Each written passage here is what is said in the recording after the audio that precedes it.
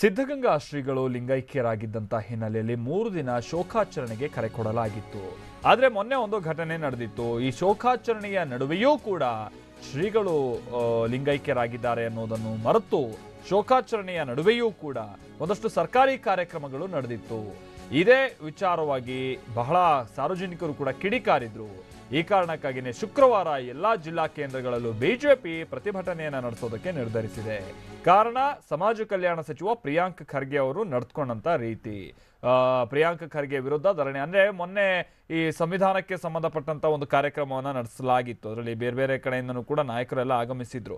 ನಾವು ಮಾಡಲ್ಲ ಅಂತೇಳಿ ನೋಡಿದ್ರೆ ಕಾರ್ಯಕ್ರಮವನ್ನ ಮತ್ತೆ ಆಯೋಜನೆ ಮಾಡಿದ್ವಲ್ಲ, ಹೀಗಾಗಿ ಮುಂದುವರಿಸ್ಬಿಡೋಣ ಅಂತೇಳಿ ಅದನ್ನ ಕಾರ್ಯಕ್ರಮವನ್ನ ನಡೆಸಿದ್ರು. ಸಹಜವಾಗಿ ಇದು ಬಹಳ ಟೀಕೆಗೂ ಕೂಡ ವ್ಯಕ್ತವಾಗಿತ್ತು. ಸರ್ಕಾರ ಹೇಳೋದೊಂದು ಮಾಡೋದೊಂದು ಅಂತ. ಈ ವಿಚಾರವಾಗಿ ಬಿಜೆಪಿ ಪ್ರತಿಭಟಿಸೋದಕ್ಕೆ ನಿರ್ಧರಿಸಿದೆ. ಕಿರಣ್ ಹನ್ಯಡ್ಕ ಇದಕ್ಕೆ ಸಂಬಂಧಪಟ್ಟಂತೆ ನಮ್ಮ ಪ್ರತಿನಿಧಿ ಮತ್ತಷ್ಟು ಡೀಟೇಲ್ಸ್ ಅನ್ನ ಕೊಡ್ತಾರೆ. ಕಿರಣ್, ಯಾವ ರೀತಿಯಾದಂತಹ ಪ್ರತಿಭಟನೆ ನಡೆಸೋದಕ್ಕೆ ನಿರ್ಧರಿಸಿದೆ ಬಿಜೆಪಿ? ಸಹಜವಾಗಿ ಸಾರ್ವಜನಿಕರು ಕೂಡ ಬಹಳ ಅಸಮಾಧಾನ ವ್ಯಕ್ತಪಡಿಸಿದಂತ ಒಂದು ವಿಚಾರ ಇದು.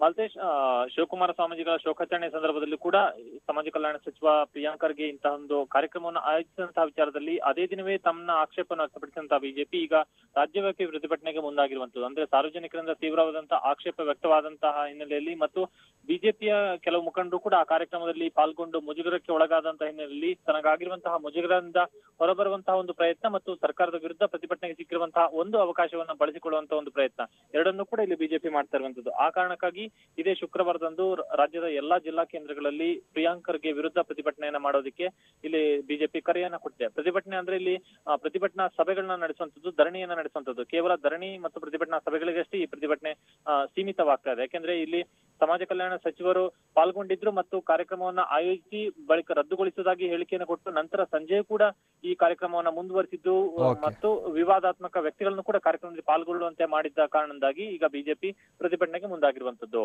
Maltesh, thank you Kiran ಹನ್ಯಡ್ಕ.